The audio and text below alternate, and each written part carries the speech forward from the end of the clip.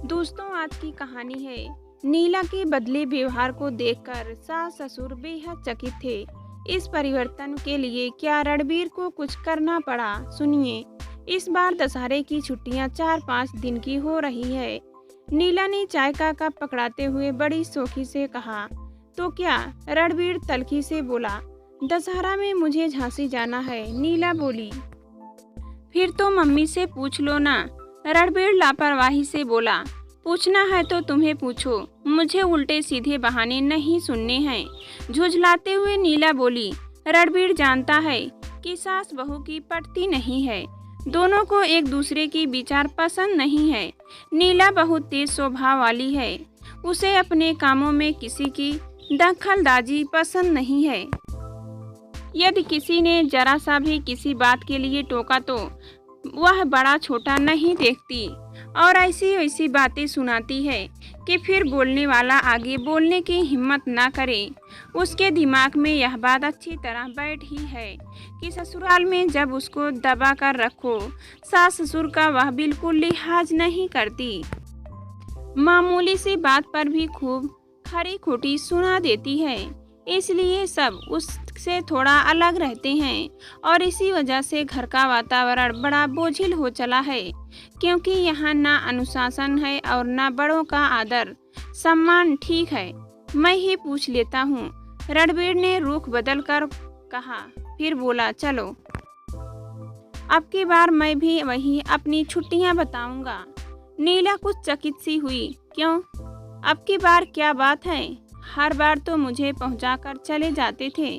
बस मन हो गया फोन कर दो कि दामाद जी भी इस बार वहीं दशहरा मनाने की सोच रहे हैं। नहीं नहीं, तुम मुझे पहुंचाकर चले आना, नहीं तो तुम्हारी माँ तुझे ताना देगी। अब छोड़ो भी, मैं भी चल रहा हूँ। बस गंभीर स्वर में रणबीर बोला। रणबीर के वहीं छुट्टी बिताने की बात सुन जैसे कि आशा थी, माँ खुश नहीं हुई। उन्हें बिना मतलब ससुराल में रहना पसंद नहीं था। उन्होंने समझने की कोशिश की, पर रणबीर अड़ा रहा। बोला, माँ तुम चिंता ना करो, सब ठीक रहेगा। नीला जब भी मायके से लौट कर आती थी, तकरार के नए नए नुस्खे सीख कर आती थी। यह बात रणबीर भी जानता था और माँ भी। इसलिए नीला के मायके जाने को लेकर माँ हमेशा अप्रसन्नता जताती थी। रणबीर के आने की खबर मिलते ही ससुराल में सभी स्वागत सत्कार के लिए तत्पर हो उठे। टैक्सी दरवाजे पर रुकी तो छोटा साला अरविंद, जो बाहर क्रिकेट खेलने जाने के लिए किसी साथी का इंतजार कर रहा था, लपक कर आया और सभी को नमस्ते कर सामान उठाकर अंदर ले गया। सास रसोई घर में कुछ बनाने में व्यस्त थी और ससुर जी कुर्सी पर बैठे अखबार पढ़ रहे थे। ससुर जी को नमस्ते कर उनका आशीर्वाद लेकर रणबीर रसोई में चला गया और अपनी सासू माँ को नमस्कार कर बोला, अरे क्या बना रही है माँ जी? बड़ी अच्छी सुगंध आ रही है। आपके बनाए नाश्ते का मजा ही कुछ और है।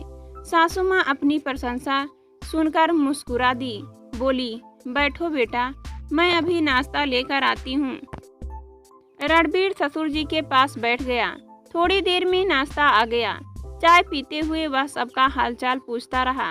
फिर वह अपना बैग उठा लाया और उसमें से कुर्ता पैजामा का एक सेट, जो कि किचन में था, निकाल कर ससुर जी को दिखाया और बोला, बताइए पापा, यह सेट कैसा है? ससुर जी ने हाथ में लेकर कहा, बढ़िया है। इसकी कढ़ाई डिजाइन सोबर और महीन है। यह आपके लिए है। रणबीर ने हंसकर कहा, इस बार लखनऊ गया था तो 2 सेट लाया था, एक आपके लिए और एक पिताजी के लिए। अरे भाई, मेरे लिए तुम्हें लाने की क्या जरूरत थी? और पत्नी शारदा की तरह मुखातिब होते हुए बोले, देखो रणबीर मेरे लिए क्या लाया है। सासू माँ चहक कर बोली, इसका रंग और डिजाइन तो बहुत अच्छा है। क्या दाम है? अब आप दाम वाम की बात मत करिए, मुझे अच्छा लगा तो मैंने ले लिया, बस। फिर रणबीर ने बैग से चिकन की एक साड़ी निकालते हुए कहा, यह आपके लिए। सासू माँ पुलकित हो उठी, अरे बेटा, इतना खर्च करने की क्या तकलीफ की? मम्मी जी, फिर वही बात, मैं भी तो आपका बेटा ही हूँ। अरे बेटा, यह बात नहीं, तुम्हारे व्यवहार और विचारों से हम वैसे ही प्रसन्न हैं। रणबीर ने साले सहेलियों को भी कुछ ना कुछ दिया। नीला सब यह चकित सी देख रही थी। उससे रहा ना गया। जैसे ही एकांत मिला, उसने रूठे अंदाज में रणबीर से कहा, तुमने यह सब कब खरीदा? मुझे बताया नहीं। कोई जरूरी नहीं कि सब कुछ तुम्हें बताया ही जाए। नीला मुंह बनाकर चुप हो गई। रणबीर ने खाना खाते समय खाने की खूब तारीफ की। बीच बीच में हंसी की फुसझाड़ियां भी छोड़ रहा था। वह सभी लोग बड़े खुश रह रहे थे। खाना खाने के बाद रणबीर साले व सालियों के साथ गपशप करने लगा और नीला माँ के पास बैठ गई।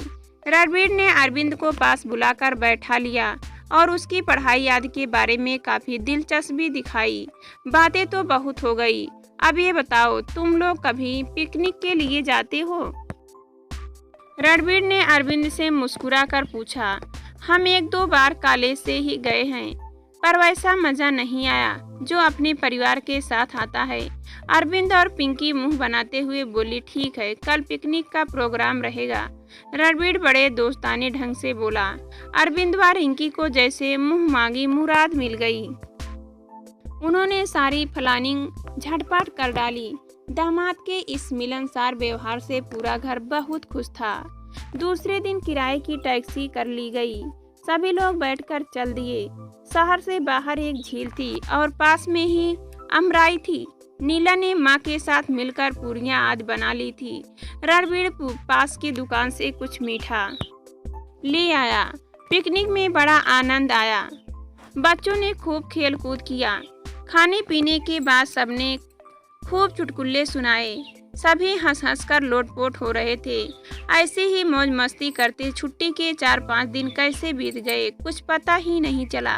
रणबीर घर लौटने का मन नहीं रहा था। उस दिन शाम को सभी चाय पी रहे थे। तभी रणबीर ने टेप रिकॉर्डिंग निकाला और सबसे बोला, आप लो, यह आवाज पहचानिए तो जरा, किसकी है? टेप चालू हो गया। सभी लोग ध्यान से सुनने लगे। अचानक अरविंद चिल्लाया, अरे यह तो नीला दीदी की आवाज है। दीदी, तुम किससे डांट डांट कर बोल रही हो? अरे हाँ, दूसरी आवाज तो तुम्हारी सासू माँ की लग रही है।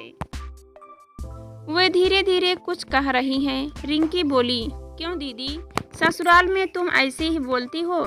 यहाँ हम लोगों से तो तुम कुछ और ही बताया करती हो। नीला के मम्मी पापा हतप्रभ हो नीला का मुंह ताकने लगे।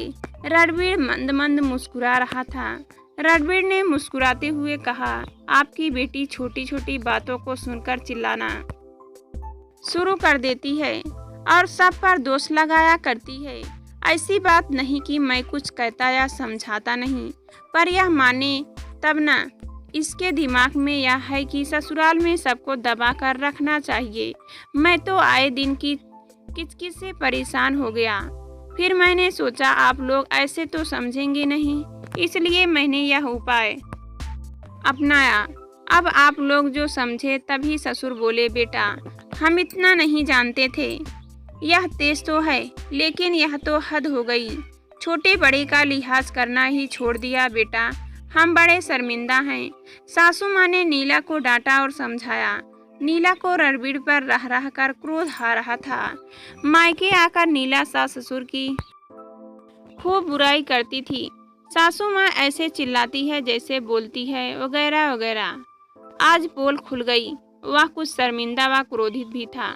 सासू माँ ने रणबीर से माफी मांगी। अकेले में नीला को बड़ी हिदायतें दी और समझाया। नीला बस रोती रही। रास्ते भर नीला रणबीर से बोली नहीं। जब वह घर पहुंचे तो माँ का मूड कुछ उखड़ा उखड़ा सा था। वह कुछ कहने वाली थी कि नीला ने झुककर पैर छुए और हालचाल पूछा। सास का मुंह खुला का खुला रह गया।